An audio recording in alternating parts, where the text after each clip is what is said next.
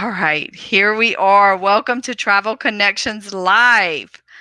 This is the show that comes to you powered by Gifted Travel Network, showcasing travel partners, destinations to inspire you, the traveler, to dream of endless travel possibilities. So I want to thank you for joining me. I'm Shannon Cunningham, the host of Travel Connections Live, Gifted Travel Network's membership and engagement specialist. And we're here to keep you dreaming of travel and keeping you connected with your Gifted Travel Network travel advisor. So let me ask you something. Are you looking for a little Alaska adventure in your life? We've got that for you today. I want you to join me in this interactive Travel Connections Live mild or wild episode. So that means you, along with myself, my guest Ciska, are going to give us a vote on the excursions that Bill's going to tell us about. And I'm going to introduce Bill and Ciska to you in a few minutes. We have to vote from the description of the excursion. Mild or wild? This is what we want to know. Alaska is a great, great land that goes back nearly 75 years and has been, well, it goes back longer than that, but Holland America line has been consistently ranked for the past 75 years as Alaska's best cruise because they have unmatched knowledge and experience. So there's wildlife galore for you to experience. You see the moose and the bear in the background. And there's so much for you to see and do on a Holland American line. So let me bring up our guest. Give me 1 second. I want to make sure we're here on Facebook Live, on YouTube Live, all the places we are live. And I want you to comment. Let me know who's watching, where you're watching from. There we are. Great. All right. I am going to add my guest. Hello, everyone. Thanks for joining me. And I want to get started, and I want everybody to give me a big, warm Facebook and YouTube welcome to our guests, Mr. Alaska, Bill Fletcher, and Ciska Sertsma. Is that right? Yes, that's right. Okay, good.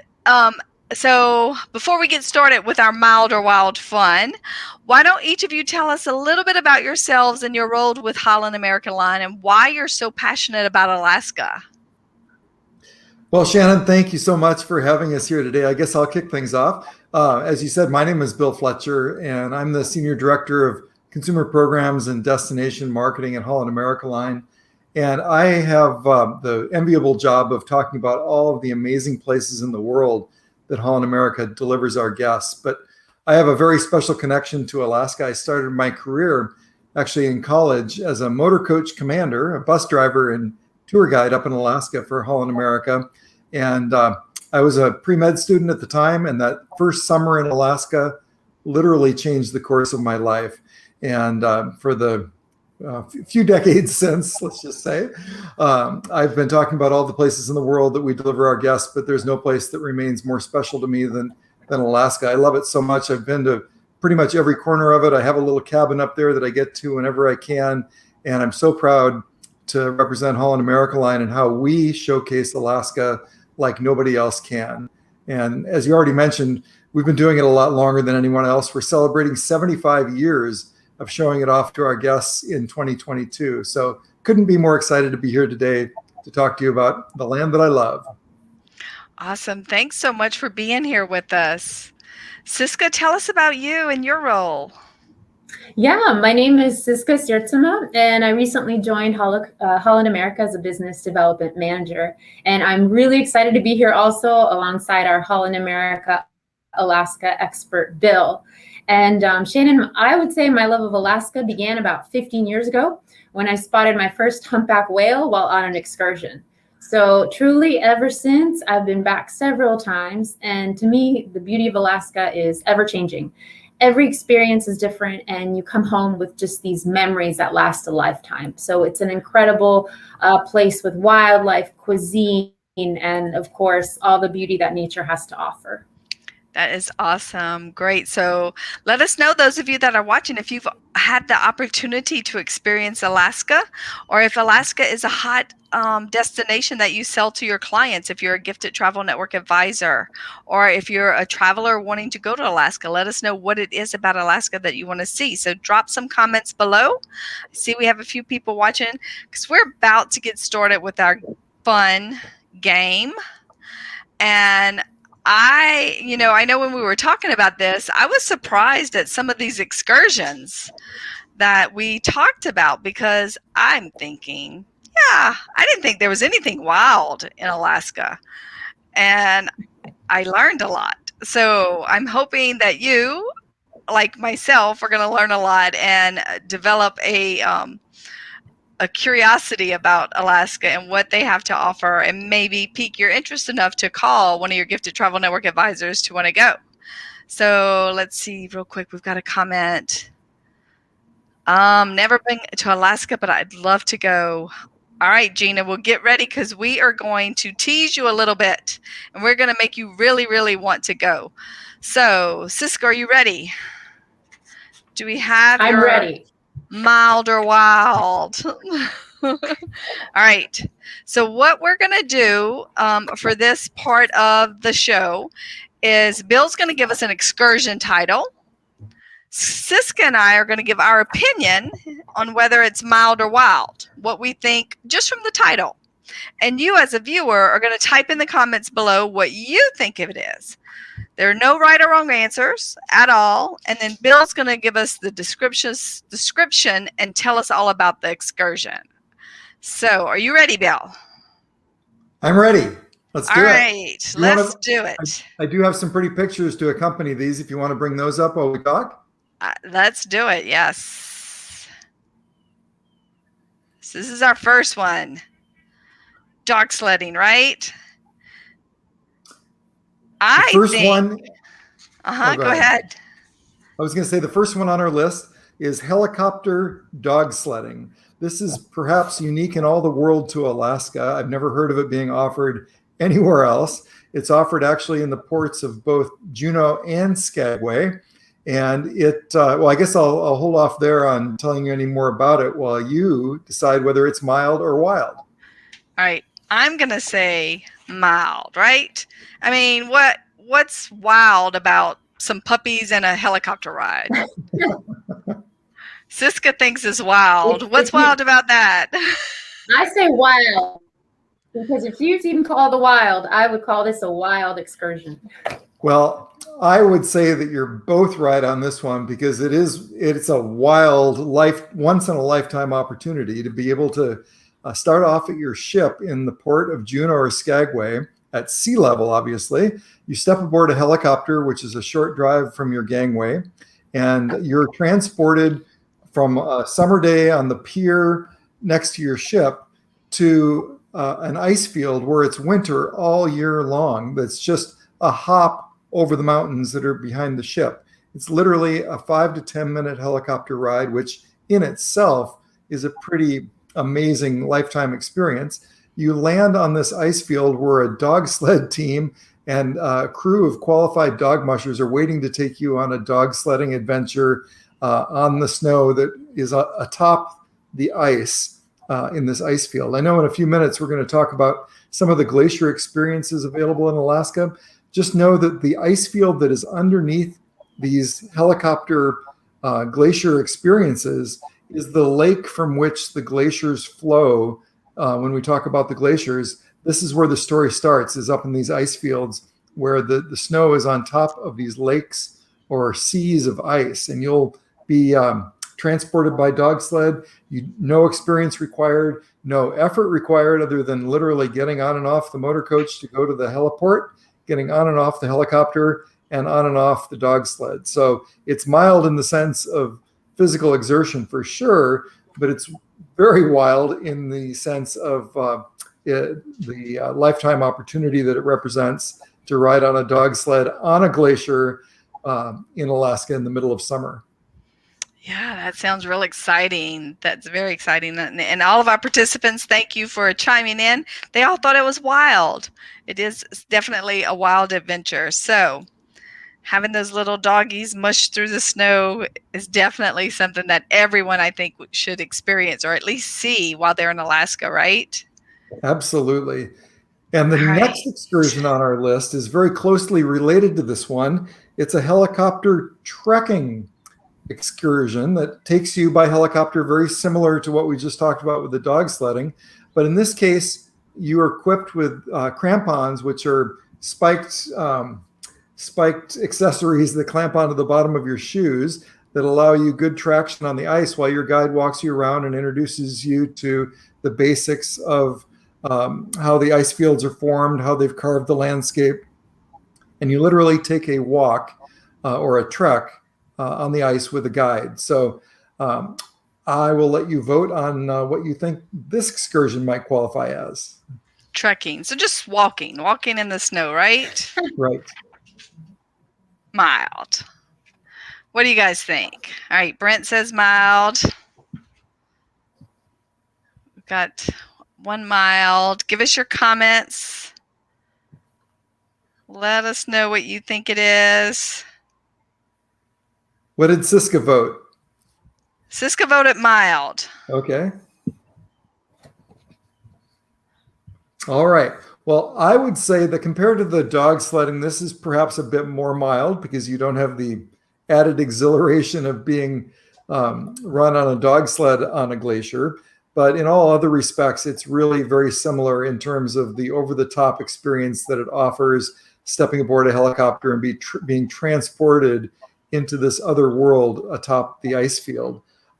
This is a very popular excursion for those that maybe not, obviously not interested in the dog sledding component, but want the experience of simply hiking in an otherworldly environment and learning about the ice fields and seeing all the features of glaciers very, very up close with a qualified guide. So I could go either way on this, but I would qualify it as a bit more mild than the dog sledding.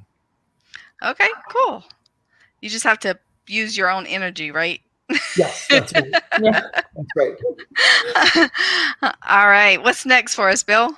Well, the next one, we're a little heavy on the helicopter adventures here, but I will tell you that these are the most popular excursions that we offer in Alaska, and they sell out before the ship even sails on most voyages. So if any of these appeal to you, please book them. As soon as you have your booking number, you can go in and secure your spot on any of these excursions that we're talking about.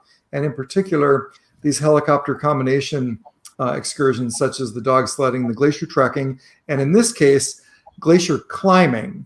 Now, this is taking the glacier trek to the next level where you're actually oriented with the basics of ice climbing. You're given the harness and the gear and the instruction to actually climb some ice peaks up on the ice field. So I suspect that this might get a vote for being a bit more wild than the glacier trekking, but I'll wait to see what you guys vote. Yeah, I say wild. I think that might be. Same here. Yeah. Ciska votes wild as well. Well, I would have to agree. This is something that most people never have an opportunity to do in their lifetimes, well, let alone the helicopter experience that's combined with it. No experience is required. The guides they deal all day, every day with people who have nothing but a curiosity and an interest in trying something radically new in the form of climbing a glacier. So this is a pretty wild opportunity that's still within reach for just about anybody who has the inclination to want to do it. So all of these three are three of my favorite excursions. They're all available in Juneau. The glacier trekking and the helicopter dog sledding are also available in Skagway. So I think we can move on from the glacier-based excursions for the next one if we're ready. Okay, yep, I'm ready. All right, now we're going to go out on the water for whale watching. This is in Juneau. There are other places to see whales, of course, but the humpback whales have an amazing story. They spend all winter frolicking in the warm waters of Hawaii. And just in time for our Alaska season, they swim 3,000 miles to the Inside Passage, and they congregate in very specific locations for feeding all summer long. That's all they're doing is eating. And they do it in very specific places where we can see them very reliably. In fact, in Juneau, it's guaranteed if you go out on a whale watching excursion, you will see whales. So I'll leave it at that for now. This is a behavior that you're looking at here on the screen that's called bubble net feeding. It's the most extraordinary behavior that I've ever seen. Obviously, breaching whales are amazing and dramatic as well, and we see those very commonly throughout the Inside Passage. But this behavior that you see on the screen is where they work cooperatively together to create a net of bubbles and capture the small shrimp-like creatures that they're so fond of, and they come up in unison with their mouths open to gather the food that they're after. So, okay, we're seeing the dog sledding image. So, can you forward to the whale? Okay, that's interesting. Let me go back. Okay, I'm seeing the whales. You're still not seeing the whales? No. Let me take it down and then put it back up. Well, let me try this. I think that's it. There you go. There. Oh, we just had it. Oh, do you have it now? No. No? Okay. How about now? Yes, there it is. There you go, Peggy. Okay. Wow. Anyway, what do you think? Mild or wild? That looks, I say mild for the person watching, but pretty wild for those birds, I think. I agree. So the little fish that they're after are, of course, trying to jump out of the whale's mouth, and as they jump out, the seagulls swoop in and try to pick up the scraps. So it's a dramatic show, but you are in the comfort of a whale watching vessel. You can choose whether you want it to be a small, intimate sized vessel of about 12 to 20 guests, or if you want to be on a larger platform of up to 150 guests. There's several choices available in Juneau for the guaranteed humpback whale watching, and it is one of my favorite things to recommend in Juneau. And it's combined with several other excursions too. If you wanted to combine the whale watching in Juneau with an opportunity to see the Mendenhall Glacier or to go on a hike, there's several different combinations that include the whale watching. So I would probably say this is mild in terms of your effort to get there and to witness the activity, but the activity itself is about as wild as it gets. Yeah, definitely a lot of a lot of wildlife there. All right, so what do you have for us next? Is this our last one? No, we got one more, and this is okay. Something I always recommend to people is that they get up in the air at least once on their Alaska cruise or on their cruise tour, because only from the air do you get the perspective of how big this place really is. It is just, I know we've all heard that since we were in elementary school, that Alaska is so big, but you can't really appreciate it even from the deck of your ship like you can from the perspective of being in the air, where as far as you can see in every direction, it's river valley after mountain range after glacier in every single direction. And in some places, such as at Denali, you can actually flight see around the summit of Denali and then land on a glacier that's actually on the mountain where the mountaineers are preparing to do their ascent of the summit. It's a remarkable excursion, whether you do it at Denali or whether you do it at several ports of call along the way that offer flight seeing. I highly encourage getting up in the air and seeing Alaska from above. So what do you think? Well, Peggy's already saying it's mild. I'm thinking it might be a little on the wild side in that little plane. Ciska, what do you think? Ciska can't make up her mind. Both. I'm half and half. Well, just that's a seaplane. You can land on water and the glacier. Yeah.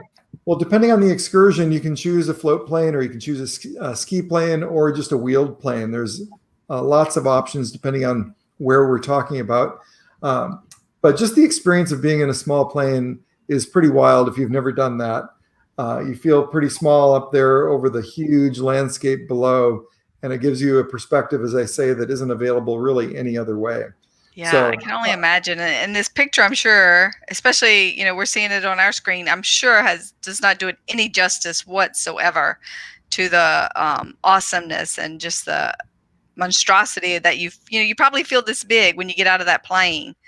Kind of a fun story that this reminds me of. I was up on a video project that we did a few years ago up in Alaska, and I took the host, who is a TV host locally here in the Seattle area that does like an evening magazine show, and he came up to host this video for us, and we landed on the glacier in probably this exact spot. It looked exactly like this, and we got out of the airplane, and he was going to do a little stand-up spiel about being on Denali, and he was crying. We had to wait for him to stop weeping because he was so overwhelmed. And he's been all over and done all kinds of fun, exciting projects and beautiful places in the world. And he was so overwhelmed by the majesty, the magnitude, and the beauty that he needed a moment to compose himself. So, oh, that's awesome! I love that story. Yeah. So all of these, I think, can be considered a little bit wild just because they're such over-the-top lifetime experiences that aren't really available many, if any, other places in the world. But they're all very accessible with no experience required, no special physical activity or ability required. If you think you can do it, you can do it, and you should do it. It definitely sounds like an experience of a lifetime. So tell us more about the glaciers. Now that we've seen what we can do with the mild and the wild in Alaska. We've got more people joining us, and thank you, Teague. I'm so glad you're joining us for this session. But let us know what is a glacier actually? Well, that's a great question. It's something that I'd never, back in the early 80s, I'm dating myself now, but when I started going to Alaska for my first time, I was a tour bus driver, as I said, and I was doing tours from the ship in Juneau out to the Mendenhall Glacier. And I'd never seen a glacier before. They weren't in the news the way they are today. I didn't know really anything about them, so I had to learn fast. And the more I learned, the more excited I was to share what I'd discovered with cruise visitors who were seeing it for their first time. So what glaciers are, just think of them as rivers of ice, because that is literally what they are. We talked about the ice field where you go for these helicopter excursions that we were talking about. Those are the lakes that are high in the mountains. And as they accumulate ice, because the snow falls, it gets compacted into a really dense form of ice over the centuries, it eventually overflows, just like a lake overflows and sends rivers or streams down the mountainside. An ice field overflows and it sends rivers of ice called glaciers that literally carve out the landscape. Every fjord, every waterway that we cruise in the Inside Passage was carved by a glacier. So to be able to visit these glaciers and understand that they are the remnants of the big forces that carved all of the landscape around you is pretty amazing. And the fact that it's essentially water, frozen water that's compressed into glacial ice that is so dense that it's able to scrape the landscape into the valleys and the fjords that you see around you is really something special. It sounds like it. It sounds like it. And you talked about the movie Call of the Wild. So if you haven't seen that movie, I definitely recommend it. You guys recommended it to me, and I had told you I'd seen a play with just one person doing a rendition of it, and that was pretty powerful. But I did watch the movie, and just seeing it in the movies, like, it just didn't seem real. Like, that really happened. Like, the way they delivered the mail, the way the landscape develops and the wildlife, it was just absolutely beautiful. So it's definitely made Alaska move up on my list of places to go. And hopefully it's making our viewers want to reach out to their travel advisor and plan a trip, right? Because that's why Alaska's there. It's for us to go and see and enjoy the beauty that it has to offer. What's the best way you think, Bill, is to see a glacier?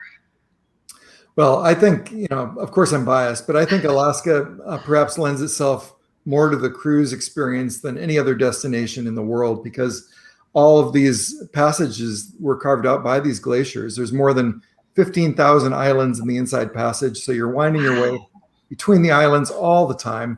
You'll see glaciers high in the mountains around you all the time. But then there's a few select locations where the remnants of the big glaciers that carved it all out are still tidewater glaciers for us to see. And of course, the most iconic one of those, Maybe, Shannon, if you could bring up the slide that I have on screen now. Yes. This is a great visual aid to talk about this. There's three major iconic glacier cruising destinations that we're proud to visit. And number one among those has to be Glacier Bay National Park. This is perhaps the ultimate glacier cruising destination anywhere in the world. Holland America has been cruising to Glacier Bay since before it was a national park. Many cruise lines don't have any permissions to enter Glacier Bay, but because we've been cruising there for so long, we have extra permissions and have more visits to Glacier Bay than any other cruise line. And we're really proud of that because this, for many people, is the centerpiece of their Alaska cruise as far as the wild wonders of Alaska go anyway. The other two glacier destinations, and I'll talk a little bit more about each of these in a moment, so I'm just kind of introducing them now. Hubbard Glacier is the largest single tidewater glacier in North America. It's 7 miles wide at its face, more than 400 feet tall. It's 40 stories tall at its face, and it extends more than 26 miles from the ice field that it flows from. So unlike Glacier Bay, which is many glaciers spilling down to the sea, Hubbard Glacier is one giant glacier that's probably as big as all of the Glacier Bay glaciers put together. And then finally, there's College Fjord, which we're really excited to return to in 2022 for the first time in about 15 years. It's just outside of Whittier, which is the northern terminus of our glacier discovery itinerary. And depending on the direction you go on that itinerary, you'll get either Glacier Bay and Hubbard Glacier or Glacier Bay and College Fjord. And I think College Fjord is best described as kind of a baby sister to Glacier Bay. It's very similar, doesn't get nearly the visitation that Glacier Bay gets. And on many days, we have it all to ourselves. It's a magical place. So let me see if I can advance the slides and give you a visual look. Of course, glaciers look very similar in pictures, but this is, I believe, the Marjorie Glacier from Glacier Bay National Park. And we are so privileged to be able to access Glacier Bay the way we do, to be able to take our guests into Glacier Bay for a full 8 hours. We have a national park ranger on board. We have a Tlingit native elder on board telling the story of the native people who've lived in what is today Glacier Bay National Park for like 8,000 years. So talking about their legends and their stories of how they have lived in harmony with the land is really a special aspect of your day in Glacier Bay. Every time you come around another point of land in Glacier Bay, there's another river of ice spilling down to the sea. It's a day you won't forget. It's incredible. So Teague is asking if you can talk about the Icy Strait. Yes, I'm happy to talk about Icy Strait. Somebody knows their geography because Icy Strait is just outside the entrance of Glacier Bay National Park. And on some of our itineraries, from Seattle in particular, we stop in Icy Strait after we visit Glacier Bay, it's the closest thing that Alaska has to a private island type of a port. It is a private port development that is owned and operated by the native people that have called Glacier Bay area home for, like I say, thousands of years. And they have converted what was once an old cannery into this amazing destination that gives you access to the wilderness surrounding the entrance of Glacier Bay National Park. It showcases the native history.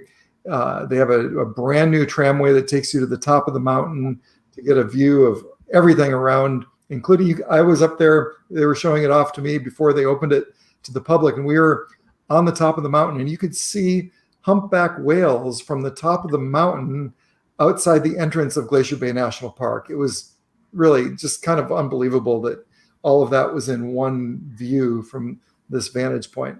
So anyway, Icy Strait Point is an amazing destination, and we always visit Glacier Bay if we go to Icy Strait Point. That sounds amazing. I'm so glad you brought that up, Teague. That was exciting to hear about.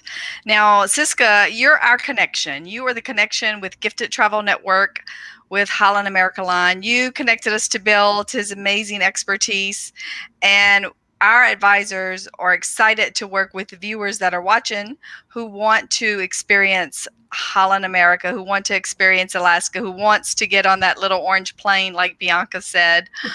She said she's ready to pack her bags and get on an orange plane.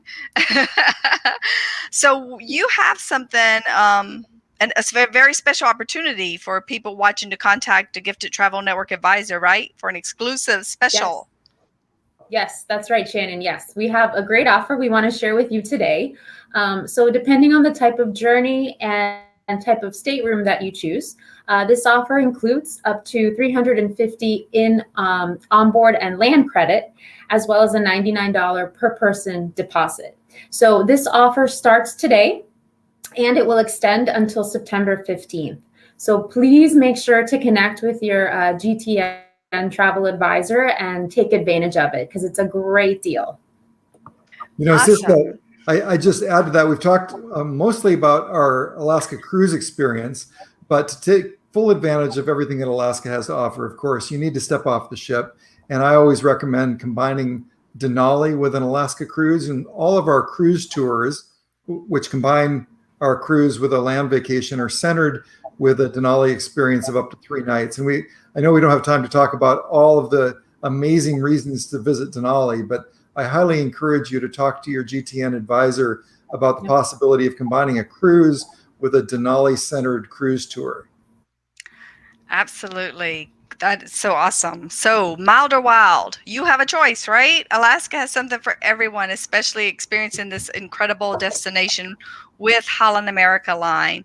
So we encourage you at home to connect with your travel advisor to take advantage of this great opportunity Ciska and Holland America line are extending to Gifted Travel Network advisors, and talk about your travel possibilities, because there are endless ones out there. So Bill and Ciska, thank you so much for joining us and sharing the Alaska adventure with us.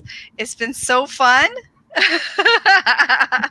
Yes, talking about the mild or wild. And thank you everyone for watching Travel Connections Live, the web show that's powered by Gifted Travel Network, showcasing travel partners, destinations to inspire you, the traveler, to dream of endless travel possibilities. So thank you for joining me again on Travel Connections Live. I'm Shannon Cunningham. And until next time, keep dreaming of travel and stay connected. Thank you so much.